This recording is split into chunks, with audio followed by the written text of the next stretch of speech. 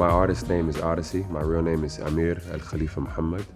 I'm Sudanese American from Washington, D.C., and I'm here with the good people from LOWF. I think I first got into hip hop as a fan first. I started off just as a listener. I had older cousins who would frequently go up and down the East Coast to New York and bring back records. And I had this early access to rap that people in the DC area didn't necessarily have, because we have our own local music called go-go music, which is still the dominant form. I just would spend a lot of time in my cousins' bedrooms when we'd go visit, just listening to records, and just fell in love. I loved a lot of things in my life. Only a few things have loved me back. And what I mean by that is I love basketball. I love all kinds of sports. But whenever I played sports, I didn't get the call back. But when I rhymed, I got the call back. There was somebody always saying, do that again. Someone coming up to me saying, hey, did you hear Amir? He could spit. Amir, spit something for him. So I just listened and said, I think I'm good at this. And I think I should continue doing this, because whenever I do this, it gets a positive reaction. So I went from, a hobby into an obsession, and an obsession into a career.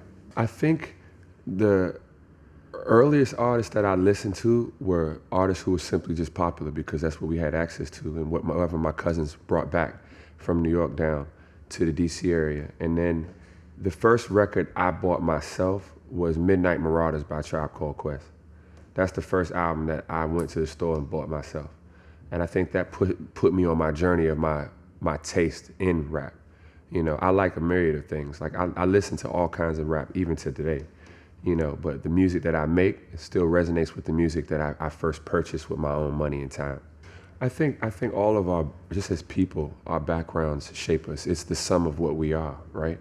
And I'm no exception to that. What ingredients create that sum and what varies, but we're all just the sum of our experiences. But at the time, my father immigrating to the United States in the mid-'70s was very, very early on. He was definitely one of the first Sudanese people to be in the DC area, along with him and some of his friends. And having that duality at home, it was definitely something that's a fundamental part of who I am. Speaking two languages, having two sets of foods that I call comfort food. Just the idea of having two different sets of comfort foods, that's dangerous.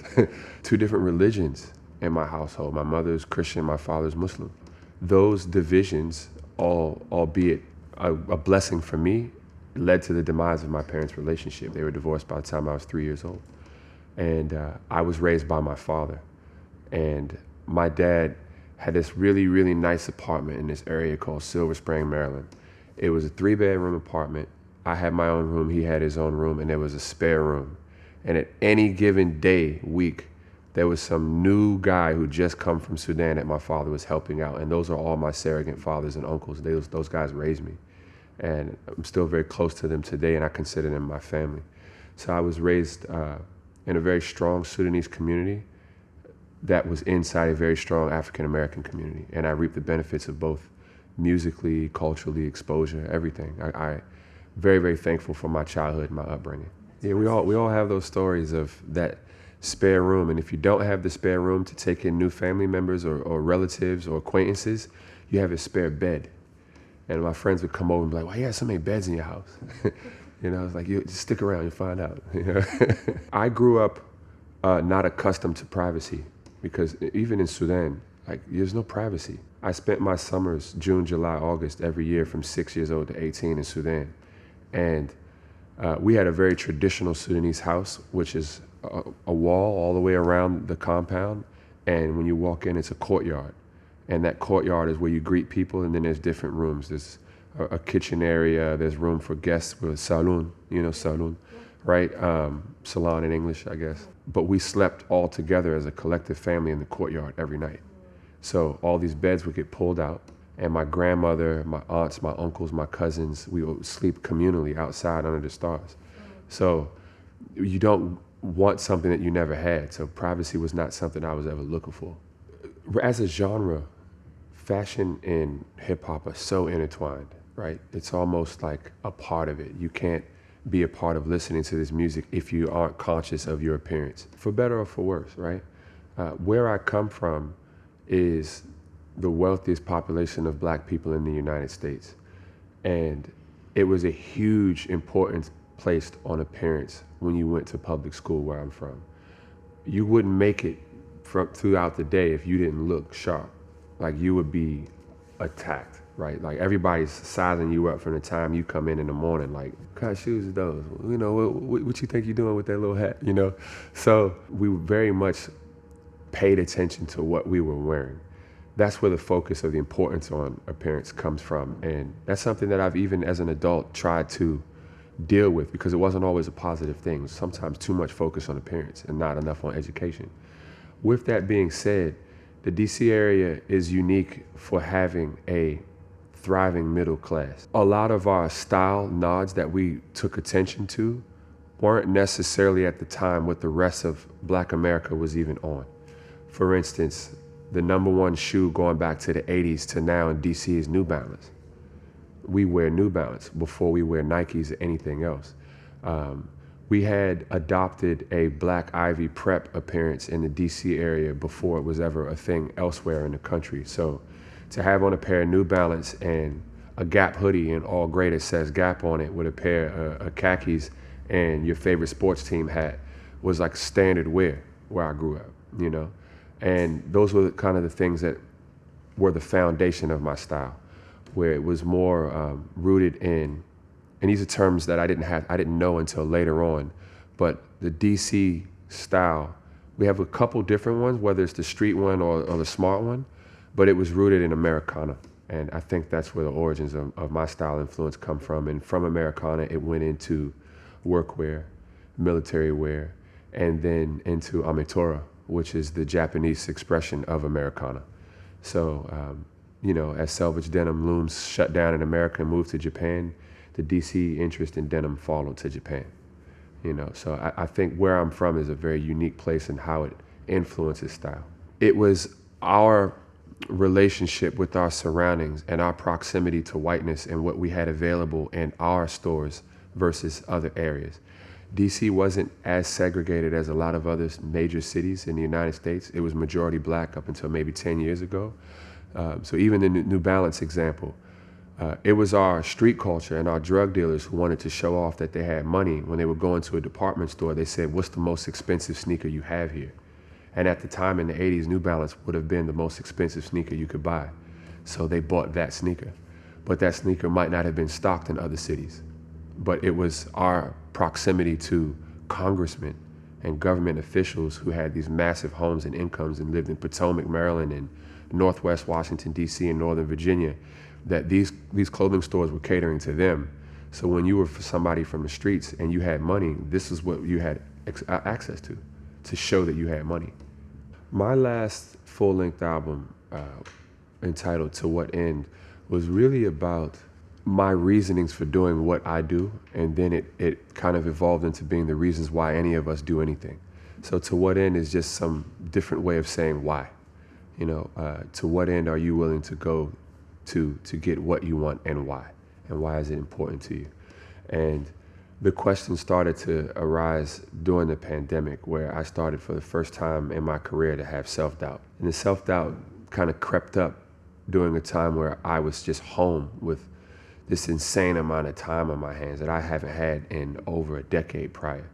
You know, I would make a record in about 3 months, tour, and a total about 6 months of the year, come back home, right? And I had this catch and release rhythm of creating music and going out on the road for over a decade. And then finally, you know, I moved to New York in 2010. I didn't spend a summer in New York till the pandemic. I never seen New York in the summer.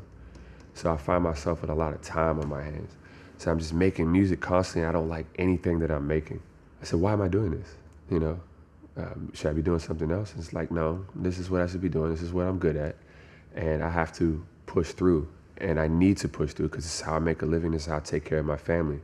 So to what end will I do this? I'm willing to make myself very uncomfortable and vulnerable to get things done. And that's where the birth of the subject matter on each song came from.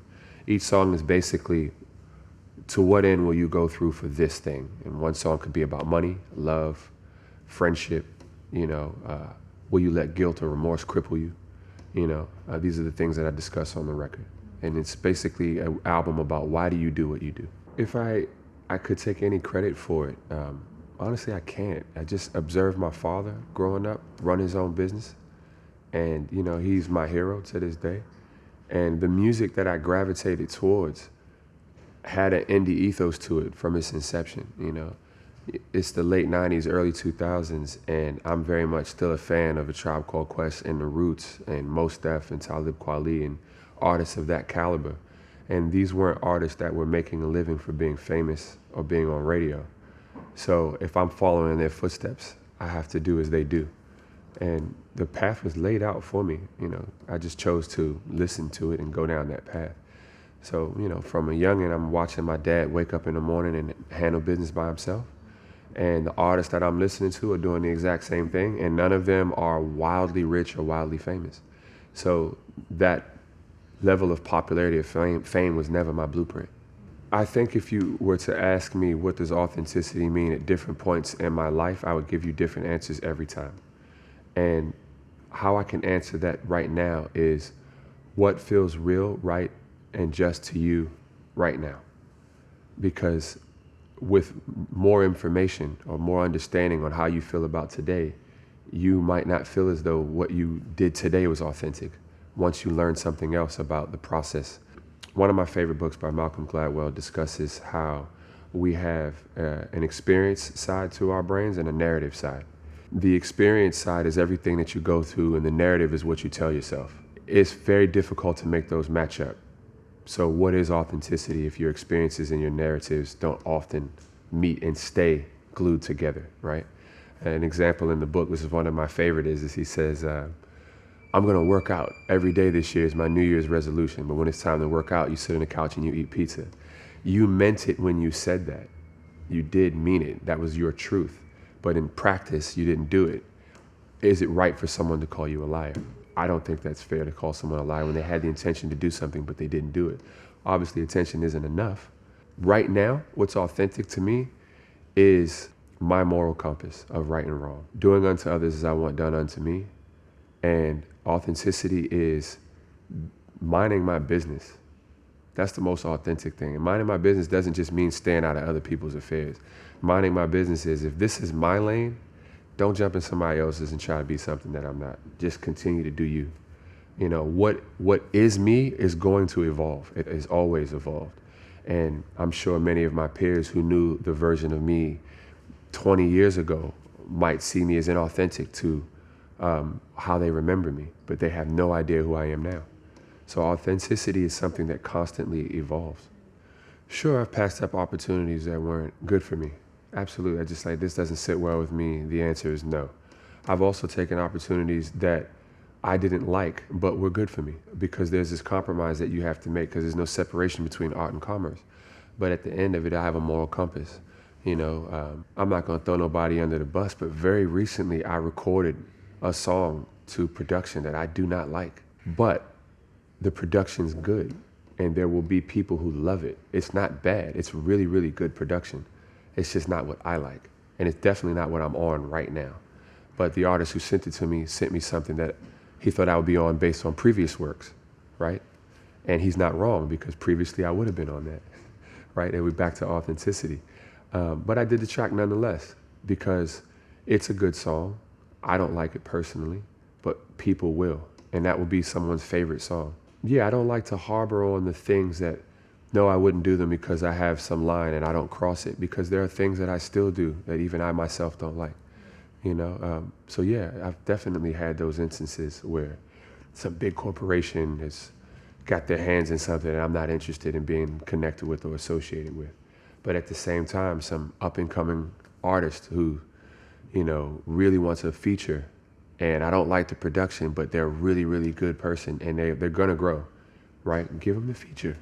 Make yourself uncomfortable sometimes. You can't always put your foot down and say no to everything.